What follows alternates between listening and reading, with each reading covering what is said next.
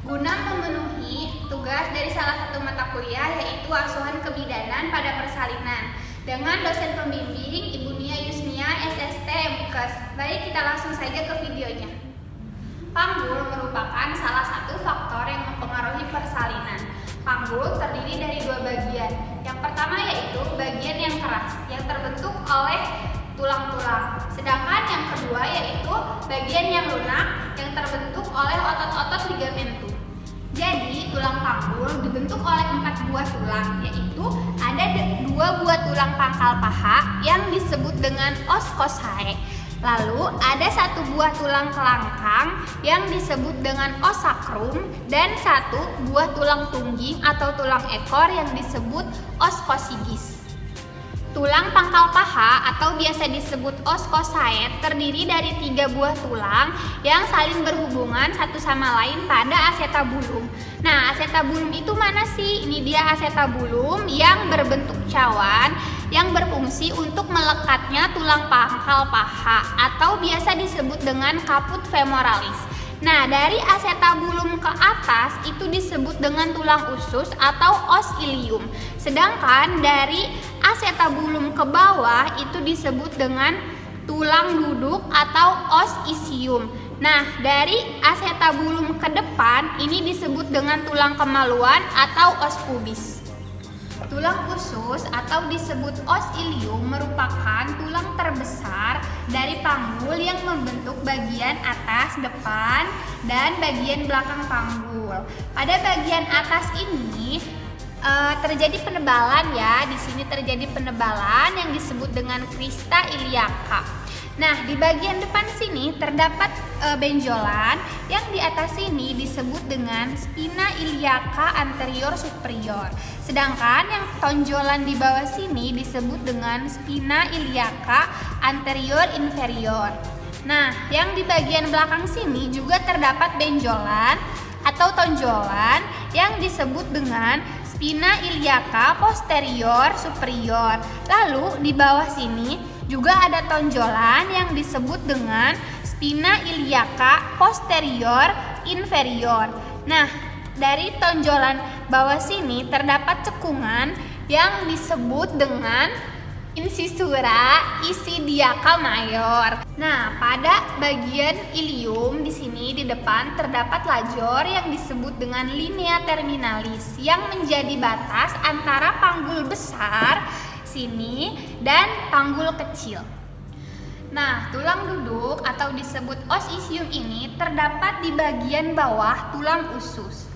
Lalu pada bagian belakang di sini terdapat tonjolan pada tulang atau disebut pinggiran belakang yang berduri yang disebut dengan spina ischiadicum. Lalu di bawah spina ischiadicum ini terdapat incisura ischiadica minor. Nah, selanjutnya kita ke tulang kemaluan di sini atau os pubis. Nah, tulang duduk atau os isium itu dibatasi oleh sebuah lubang. Ini dia lubangnya yang disebut dengan foramen obturatum.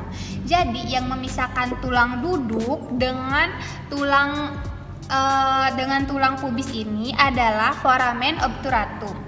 Lalu foramen obturatum ini juga memisahkan antara ramus superior. Nah, ramus itu yang mana sih? Ramus itu ada 2, yaitu ramus superior osis pubis dan ramus inferior osis pubis.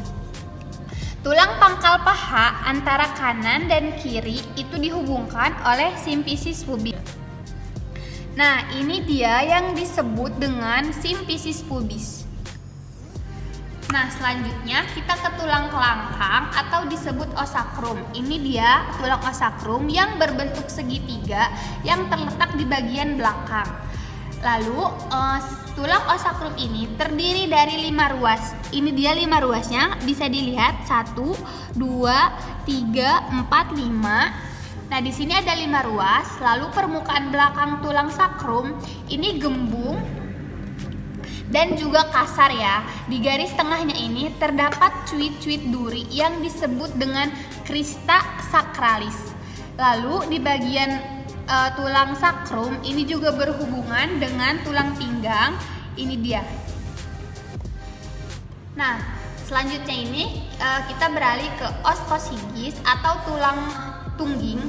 Biasa juga disebut dengan tulang ekor yang terdiri dari 3 sampai 5 ruas tulang yang bersatu pada saat proses persalinan. Tulang tungging ini tuh terdapat terdorong ke belakang sekitar 1 sampai 2 cm sehingga bisa memperluas jalan lahir. Nah, selanjutnya adalah saya akan menjelaskan tentang bidang-bidang Hodge.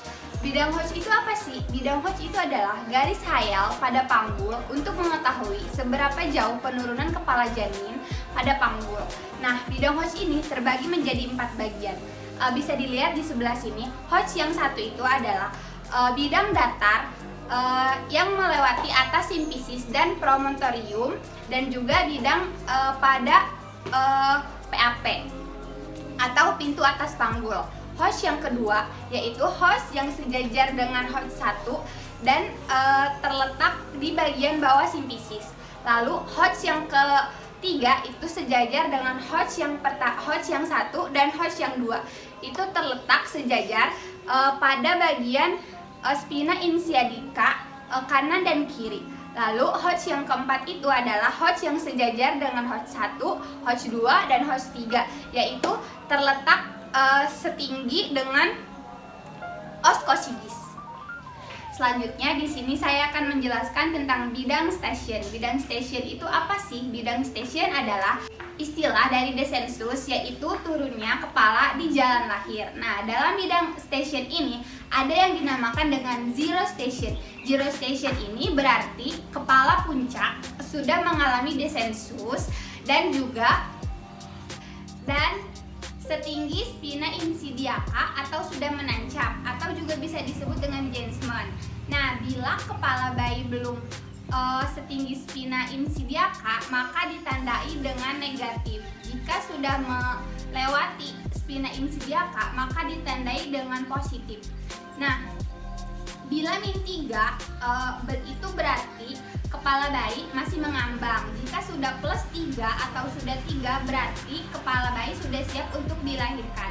Jadi Hodge dan station ini saling berhubungan satu sama lain, dan jika bila ingin mengecek, jadi datanya itu bisa dipadukan. Baik, selanjutnya saya akan menjelaskan tentang anatomi kepala janin atau kepala bayi. Nah, kepala bayi ini adalah salah satu faktor yang mempengaruhi persalinan. Nah, di sini saya akan menjelaskan tentang anatomi kepala janin atau kepala bayi. Nah, kepala janin ini dibagi menjadi 2, yaitu bagian muka dan juga bagian tengkorak. Pada bagian muka di sini terdapat os nasalis atau disebut dengan tulang hidung. Kemudian ada os zygomaticum atau tulang pipi yang di sini. Lalu ada os maxillaris yaitu tulang rahang atas atau yang ini. Lalu ada juga os mandibularis atau tulang rahang bawah yang ini. Lalu ada os mantum atau tulang dagu. Selanjutnya pada bagian tengkorak di sini ada ubun-ubun besar di sini dan ubun-ubun kecil di sebelah sini. Lalu pada os frontalis atau tulang dahi itu yang ini. Lalu ada os temporalis atau pelipis itu yang ini sebelah sini, os temporalis, dan ada os parietal atau tulang ubun-ubun, dan juga ada os occipitalis atau tulang bagian belakang kepala. Nah, selanjutnya saya akan menjelaskan tentang sutura. Sutura itu apa sih? Sutura adalah pemisah antara satu tulang dengan tulang yang lainnya. Yang pertama yaitu ada sutura frontalis. Sutura frontalis itu yang ini. Sutura frontalis yaitu yang memisahkan antara frontalis dextra dan frontalis sinistra. Lalu yang kedua ada sutura coronaria. Yang ini sutura coronaria yaitu yang memisahkan antara frontalis dan parietal. Nah, lalu selanjutnya ada sutura sagittaris, yaitu sutura sagittaris adalah yang memisahkan antara parietal dextra dan juga parietal sinistra. Lalu selanjutnya ada sutura lamboidea atau yang memisahkan antara os parietal dan juga os ospitalis Selanjutnya di sini saya akan menjelaskan tentang ukuran muka belakang pada kepala janin. Yang pertama itu ada diameter suboccipitobregmatica, yaitu antara foramen itu yang ini sampai dengan ke ubun-ubun besar di sini. Jadi ini jaraknya antara foramen magnum ke ubun-ubun besar ini sekitar 9,5 cm. Lalu yang kedua yaitu diameter suboccipitofrontalis antara foramen magnum ke pangkal hidung ke sini. Ini jaraknya sekitar 11 cm. Lalu yang ketiga yaitu diameter fronto-occipitalis, yaitu antara titik pangkal hidung ke jarak terjauh pada bagian belakang. Ini jaraknya sekitar 11,5 sampai 12 cm. Yang keempat ada diameter mento-occipitalis, yaitu antara dagu ke titik terjauh belakang. Titik dagu ini pada ke titik terjauh belakang. Ini jaraknya sekitar 13,5 cm. Yang kelima yaitu diameter submento-bregmatica, yaitu antara osioid itu yang ini di bawah dagu sampai dengan ke ubun-ubun besar. Sini jaraknya sekitar 9 cm. Nah, untuk ukuran yang melintang itu dibagi menjadi dua. Yang pertama yaitu ada diameter biparietalis, yaitu antara kedua parietalis. Di sini kedua parietalis yaitu ukurannya sekitar 9,5 cm. Nah, yang kedua yaitu diameter bitemporalis, yaitu antara kedua hidung temporalis di sini. Ini ukurannya sekitar 8,5 cm. Nah, sedangkan untuk ukuran melingkar, yang pertama yaitu ada circumferentia suboccipitobregmatica, yaitu di bagian sini, bagian belakang kepala sampai dengan ke ubun-ubun. Ini disebut dengan lingkaran kecil. Ukurannya itu seperti ini, ukurannya sekitar 32 cm. Selanjutnya, circumferentia fronto-occipitalis, yaitu lingkaran sedang kepala. Dimulai dengan belakang kepala sampai dengan ke dahi sini. Ini ukurannya sekitar 34 cm. Lalu yang ketiga ada circumferentia mento-occipitalis, yaitu lingkaran besar kepala dari mulai tulang dagu sampai dengan tulang belakang seperti ini. Ini ukurannya sekitar 35 cm.